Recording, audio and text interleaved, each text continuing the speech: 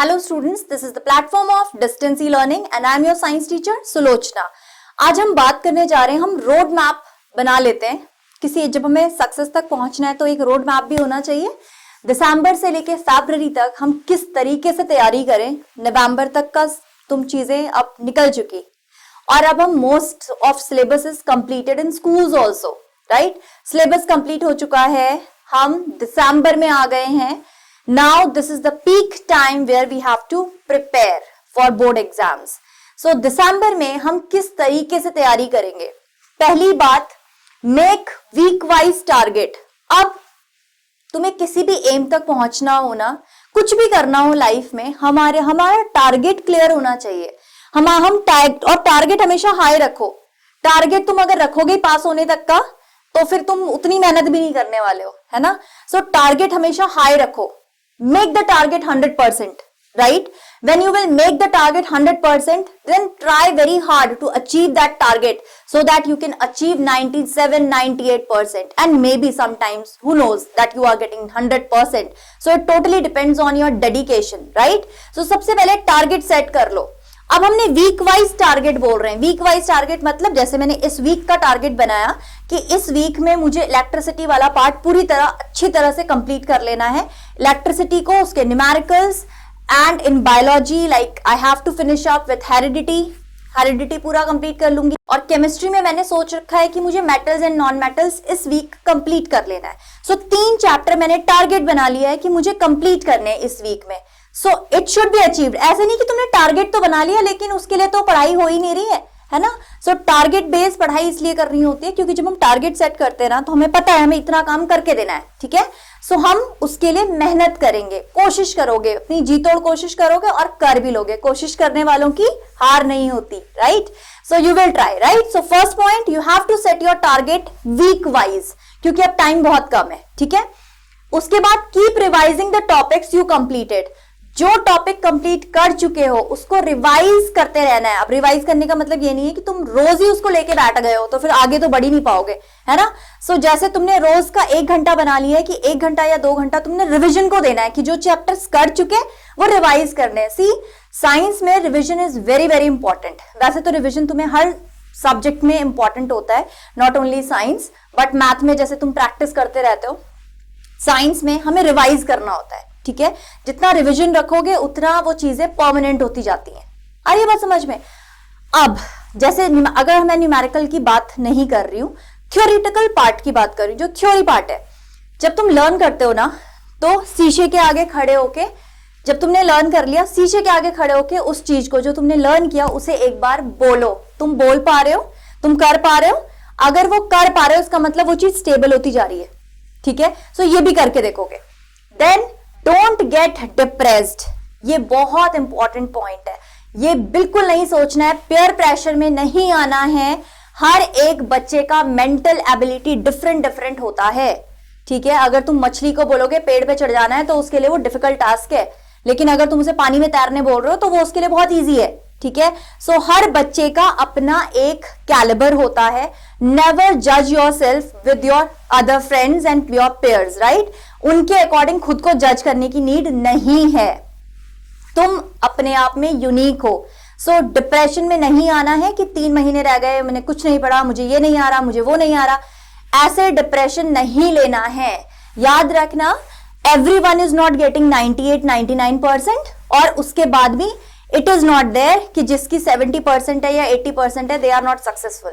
ऐसा नहीं होता है। इस चीज को दिमाग से हटा दो, ठीक है। हाँ ठीक है, हमने अपना एक टारगेट सेट किया है, हमें ये चीज करनी है, बट इस चीज के लिए डिप्रेशन में नहीं आना है कि ये चीज नहीं हो पा रही है, वो चीज नहीं हो पा रही है, मेरे फ्रेंड को तो ये आता है, मेरे फ्रेंड को तो वो आ रहा है। हर एक बच्चे का अपना खुद का कैलिबर होता है। अपने कैलिबर के अकॉर्डिंग ही हम चीजें करते हैं। हम ये नॉलेज जो गेन कर रहे हैं वो तुम्हें पता होना चाहिए कि तुम क्या पढ़ रहे हो। सिर्फ रट्टाफिकेशन मारने से कुछ नहीं होता है। आ रही है बात समझ में। सो डिप्रेशन नहीं लेना है, ठीक है। Then practice the numericals of light, magnetism, electricity. 10th में तुम्हारे पास यही चैप्टर्स हैं जिनके न्यूमेरिकल्स आते हैं और बहुत टफ न्यूमेरिकल्स भी नहीं है उसमें, बहुत इजी न्यूमेरिकल्स हैं। इनको keep on practicing these numericals. अब प्रैक्टिस कैसे करना है? सिर्फ अपनी बुक लेके नहीं, प्रीवियस ईयर पेपर लेके।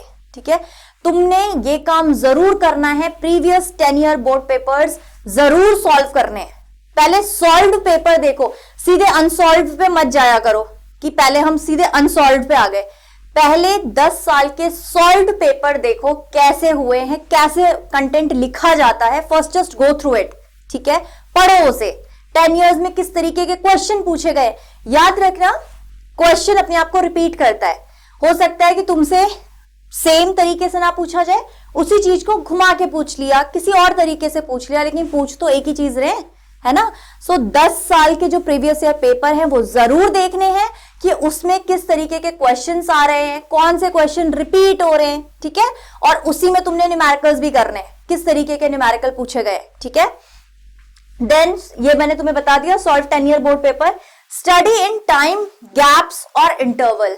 ये नहीं सोचना है कि मैं सुबह 10 बजे बैठूंगा पढ़ने और मैं शाम को 9-10 बजे तक पढ़ता रहूंगा और उसके बाद में सो जाऊंगा, फिर मैं सुबह 10 बजे से पढ़ना शुरू करूंगा, क्योंकि स्लीप तो लेनी बहुत जरूरी है। स्लीप तो तुम्हें 7 आवर्स 8 आवर्स की स्लीप बहुत बहुत इंपॉर्टेंट होती है, वो लेनी ही है।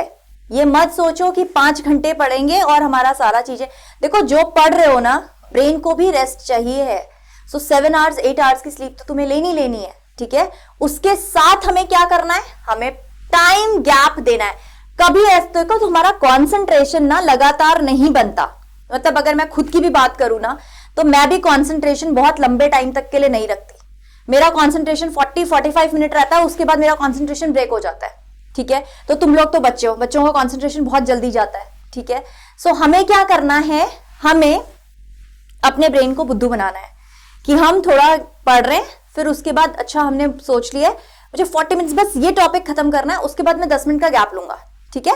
सो तुमने वो किया, उसके बाद 10 मिनट गैप ले लो, ठीक है, फिर बैठो पढ़ने 10 मिनट 15 मिनट के बाद। जब तुम ये रेगुलर बेसिस पे करोगे ना, तुम्हें अपने आप ये चीज लगेगी कि हाँ ठीक है, मैं 40 मिनट्स बहुत जो चीज पढ़ा मैंने पूरी एनर्जेटिकली और बिल्कुल टॉपिक क्लियर है। उसके बाद 10 मिनट 15 मिनट का गैप लो, उसके बाद फिर बैठो पढ़ने, ठीक है। उसके बाद ऐसे इस तरीके से तुमने पढ़ा, ऐसे तुमने 3 घंटे 4 घंटे पढ़ लिया। उसके बाद now take a long break, 1 घंटा 1.5 घंटा खेलो, खेलना भी बहुत इंपॉर्टेंट है, 1 घंटा 1.5 घंटा खेलो, उसके बाद फिर से बैठो पढ़ने। आ रही है बात समझ में? ये नहीं सोचना है कि मैं 12 घंटे लगातार पढ़ लूंगा, मैं 8 घंटे लगातार पढ़ लूंगा। ये तो बेकार बेवकूफ बनाने वाली बात होती है कि तुम सामने वाले को बेवकूफ बना रहे हो। अभी तुम बहुत छोटे हो, इतने छोटे बच्चे का कंसंट्रेशन इतना लंबे टाइम तक नहीं रहता है। तुम फिर क्या करोगे, सिर्फ मगअप करने की कोशिश करोगे कि पढ़ते तो जा रहे हैं, यहां कुछ नहीं आ रहा है, सिर्फ पढ़ रहे हैं हम, तो उसका कोई फायदा नहीं है। आ रही है बात समझ में? तो जब हम पढ़ेंगे तो हमें पढ़ना गैप्स में है, ठीक। थोड़ी देर पढ़े, फिर रेस्ट लिया, फिर पढ़ो, फिर रेस्ट लिया, इस तरीके से करना है। खेलना भी है, क्योंकि वो भी तुम्हारे ब्रेन को रिलैक्सेशन देता है। तुम्हें जो चीज अच्छी लगती है, तुम्हें म्यूजिक सुनना अच्छा लगता है, म्यूजिक सुनो 1 घंटा बैठ के। डांस करना अच्छा लग रहा है, तुम डांस ही करो 1 घंटा, ठीक है, जो अच्छा लगता है वो करो, लेकिन पढ़ाई गैप में करो, ठीक है। लगातार हम नहीं पढ़ सकते इतना लॉन्ग टाइम के लिए, अगर तुम कंसंट्रेशन के साथ पढ़ रहे हो। सिर्फ अगर बेवकूफ बना रहे हो सबको कि हाँ मैं पढ़ रहा हूं या मैं पढ़ रही हूं, तो अलग बात है, ठीक है। सो अगर हम सीरियसली पढ़ रहे हैं तो हमेशा इस तरीके से पढ़ना चाहिए, गैप दे के, ठीक है। तुम्हारा कंसंट्रेशन जितनी देर के लिए बनता है, तुम्हारा कंसंट्रेशन 1 आवर रह रहा है, तुम 1 आवर पढ़ो, उसके बाद थोड़ा 10 मिनट 15 मिनट गैप लो, घूम के आओ छत का एक चक्कर, ठीक है, उसके बाद फिर बैठो पढ़ने, ठीक है। इस तरीके से अगर तुम पूरी स्ट्रैटेजी के साथ तैयारी करोगे, I assure you will be getting more than 95% in your board exams. और सिर्फ वो रट्टाफिकेशन से नहीं, तुम्हारी नॉलेज के बेसिस पे आएंगे। So I hope you like this session, please do comment and subscribe. Thank you.